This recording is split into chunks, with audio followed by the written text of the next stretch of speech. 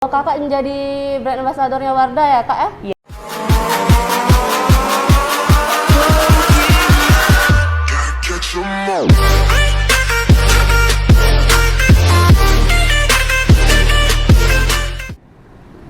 Hai, selamat siang MDP People.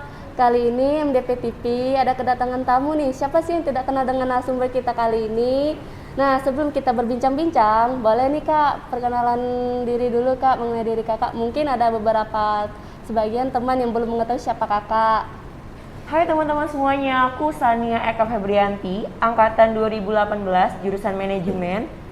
Dan aku sekarang umurnya 21 tahun. Aku lahir di Palembang, tahun masih 2000.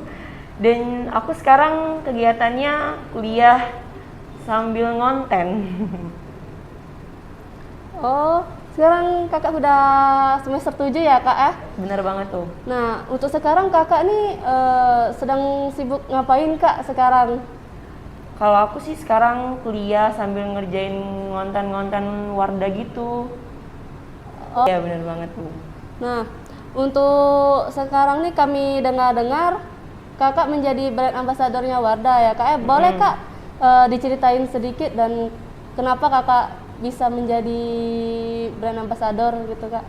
Awalnya sih aku ikutan brand ambassador Wardah iseng-iseng. Berawal di tahun 2019, aku ikut pertama kali dan gagal. Aku ikut lagi di tahun 2020. Alhamdulillah sih masuk. Dan juga gimana ya, aku mikirnya kayak gini, aku kan pengguna produk Wardah tuh, jadi kenapa sih aku nggak coba-coba aja jadi brand ambassadornya Wardah? Kan lumayan tuh dapat teman baru, kita bisa sharing-sharing sama teman antar kuliah yang berbeda. Karena kan di sini brand ambassadornya Wardah itu dari antar kampus ya kan, jadi di sini dari kampus MDP sendiri kayaknya aku sendiri. Dan yang lain-lain dari Unsri ataupun dari yang lain mana lagi tuh banyak yang ikut. Jadi aku akhirnya coba-coba dan masuk deh. Jadi gitu ceritanya. Wow, jadi bagus ya perjuangan Mbak Sania gitu kan. Boleh nih mungkin teman-teman kalau emang kepinginnya menjadi brand ambassador, boleh dicoba-coba terlebih dahulu. Iya benar banget tuh. Kemungkinan kalian bisa menjadi brand ambassador walaupun selalu gagal gitu kan, tapi tetap semangat. tetap semangat ya. Banget. Nah, kan kakak sebagai mahasiswa aktif nih kak ya, sudah ikut berapa organisasi apa saja kak selama perkuliahan gitu? Kalau aku sih banyak. Kalau di Univ sendiri, terutama sih aku ikut senat ya, di bidang kreativitas. Dan juga aku juga mengikuti banyak sih di bidang-bidang organisasi lain di universitas ini sendiri. Jadi aku enjoy aja sih ngikutin semuanya. Wow, banyak. Udah berapa, maksudnya berapa organisasi itu yang sudah diikuti Mbak? Dari awal aku masuk kuliah, aku lagi gencar-gencarnya ikut UKM Kosma kan. Terus aku lanjut UKM badminton. Dan lanjut semester berapa itu aku lupa, aku daftar senat. Dan sampai sekarang aku masih senat di Univ MDP. Banyak juga ya kak yang diikuti oleh Kak Sania organisasinya. Nah sekarang kan kakak udah menjadi mahasiswa aktif, terus juga belum organisasi-organisasi yang lain dan kegiatan yang lainnya juga. Bagaimana kakak bisa mengatur waktu untuk semua kegiatan gitu kak, biar bisa lancar semua kegiatannya?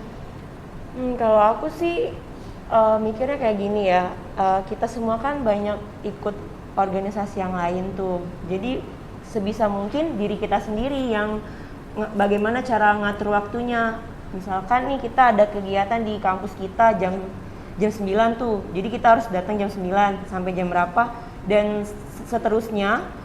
Gimana pun misalkan kita ada acara, setelah acara dari jam 9 itu kita harus ngapain lagi nih gitu kan. Jadi kita harus mempersiapkan planningnya untuk bisa kita ngejalanin semuanya gitu. Jadi misal nih kalau kakak mempunyai pilihan dan tanggung jawabnya itu besar, sama-sama besar. Nah, kakak harus milih yang mana gitu kak dari kedua kegiatan itu kak? Bingung sih.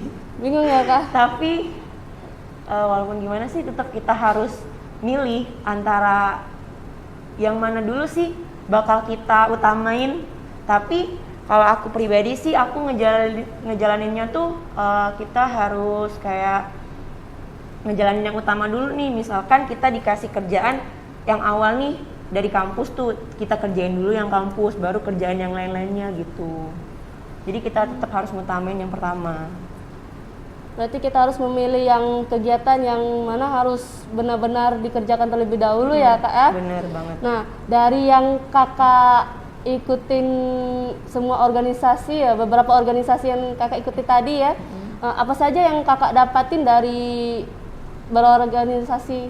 Banyak sih, seperti kalau kegiatan di Universitas MDP ini aku lebih mengenal banyak-banyak orang. Misalkan kita nih ikut kegiatan senat gitu kan, kita kayak lebih mengenal banyak orang ke depan gitu. Kayak kita bisa, kalaupun senat ada acara event besar, kita kan bisa tuh ngebagiin sponsor gitu kan ke perusahaan lain. Jadi kita bisa menjalin kerjasama yang baik dengan antar perusahaan tersebut. Dan juga kalau dari kegiatan Wardah sendiri, ya tentunya kita banyak teman. Wardah sendiri itu kan, kalau Wardah itu kan nggak semuanya dari Palembang tuh. Aku banyak teman dari seluruh nasional, terutama kayak kota-kota lainnya gitu kan. Jadi kita bisa menjalin hubungan persaudaraan gitu, walaupun kita beda kota dan walaupun kita ketemunya cuma virtual gitu kan. Apalagi masa pandemi saat ini, kita nggak ada acara apapun, kita walaupun ada acara kita ngejalaninnya tuh cuman hanya virtual aja gitu. Jadi tetap ketemu kan, walaupun virtual tetap ketemu kita dari laptop kan gitu. Iya, walaupun dari virtual juga kita bisa mengalami dapat mendapatkan soft skill lah ya, seperti public speaking gitu kan. Dan dari berorganisasi juga kita secara tidak langsung kita mempelajari skill-skill yang akan dibutuhkan nanti setelah perkuliahan. Nah, selama kakak organisasi nih, pernah tidak ada kendala kak, ketemu dengan pernah ada kendala, dan bagaimana nih kakak menyelesaikan kendala-kendala tersebut kak? Kalau aku sih selama organisasi dulu ya, kalau organisasi sih pasti ada kendalanya, tapi kita pasti tahu dong gimana sih cara nyelesain masalah ini. Kalau kita pun dapat masalah, kita tahu kan cara nyelesainnya tuh gimana. Jadi kita harus tahu dulu, misalkan nih kita dapat kendala dari bertabrakan waktu ataupun yang lainnya. Jadi kita tetap harus memainkan waktu kita. Jadi kita harus ngapain nih, selanjutnya kita harus ngapain kayak gitu. Jadi harus resikonya gitu kan, setiap apa yang kita ambil itu kan. Bener. Dan ya kalau memang kita mempunyai tanggung jawab yang besar, ya kita harus mengetahui nih resikonya terlebih dahulu, baru kita kerjakan gitu. Nah kak, ada tambah pertanyaan nih kak dari tim kreatif. Untuk sekarang kakak ada nggak jodoh kak atau pacar untuk sekarang ini kak? Jodoh? Apa itu jodoh ya? Kalau jodoh sih kita nggak tahu ya teman-teman. Kita nggak tahu jodoh itu apa. Kita nggak tahu jodoh kita ke depan itu siapa. Yang terpenting sih aku punya teman sih. Seperti kamu nih, teman aku kan. Dan ya temen dulu aja deh, daripada mikirin jodoh aja nggak mikirin kita. betul sekali. Jadi kak, lebih baik sih kita temenan aja sih, semuanya temenan dulu. Punya sih teman, ya teman seperti kalian yang nonton ini, teman semua. Nah untuk sekarang nih kak ya, ada nggak kak dari kakak saran untuk mahasiswa baru nih? Dan juga kalau mahasiswa baru tuh kan pasti banyak apa yang harus dilakukan ya, dari semester 1 hingga semester 7 gitu kak. Kalau aku sih sarannya buat kalian semua yang mahasiswa baru terutama, aku sih lebih nyaranin kalian kejarlah atau capailah keterampilan kalian, yang dimana keterampilan kalian itu tercipta pada diri kalian sendiri. Dan begitu juga keterampilan kalian itu akan membawa untuk masa depan kalian itu sendiri. Jadi asahlah keterampilan kalian mulai dari sekarang untuk menuju masa depan. Nah, begitulah untuk jadi mahasiswa baru ya. Jadi dari semester 1 itu kalian harus mengasah keterampilan untuk di masa depan yang akan datang, karena keterampilan itulah yang akan terbentuk di tempat perkuliahan kalian. Jadi ya untuk di masa depan juga akan membutuhkan keterampilan tersebut. Ada tambah masukan lagi, Kak? Untuk awal-awal mahasiswa awal-awal ya nih ya, tetap semangat sih teman-teman semuanya. Aku yakin kita semuanya tuh punya skill masing-masing, punya skill yang berbeda-beda, akan tetapi bagaimana cara kita menjalankannya itulah hal yang kita beda dari orang lain. Maka kejarlah cita-cita kalian dan carilah soft skill kalian untuk ke depan biar kalian terampil ke depannya. Oke Kak Sania, terima kasih sudah datang ke podcast kali ini dan terima kasih sudah meluangkan waktunya untuk berbincang-bincang dengan kami. Oke, saya Andini Aprianti dan Kak Sania Eka Febrianti. Kami berdua akhiri podcast kali ini. See you next time.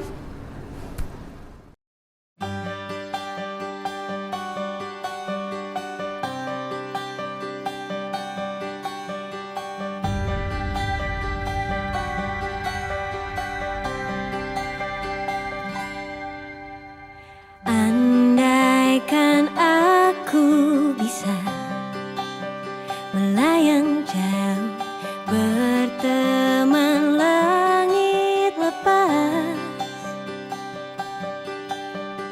Terkadang kita lupa dunia ini tak akan selamanya menunggu kita menaklukkan ragu, beranikan diri. Kan ku kejar mimpi dan ku terbang tinggi, tak ada kata tidak, ku pasti bisa. Kan ku coba lagi, ditemani pagi, tak ada yang tak mungkin, ku pasti bisa.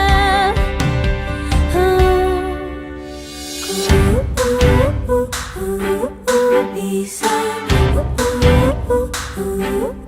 bisa, bisa. Terkadang kita lupa dunia ini tak akan selamanya menunggu kita menaklukkan ragu, beranikan diri.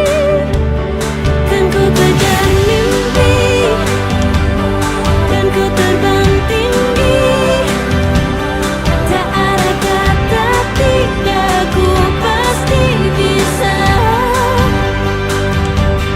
Kan ku coba lagi, ditemani pagi, tak ada yang tak mungkin, ku pasti bisa.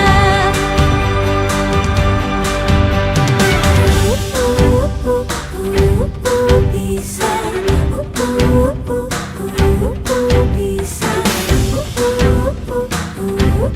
bisa. Kan ku kejar mimpi dan ku terbang tinggi, tak ada kata tidak, ku pasti bisa. Kan ku coba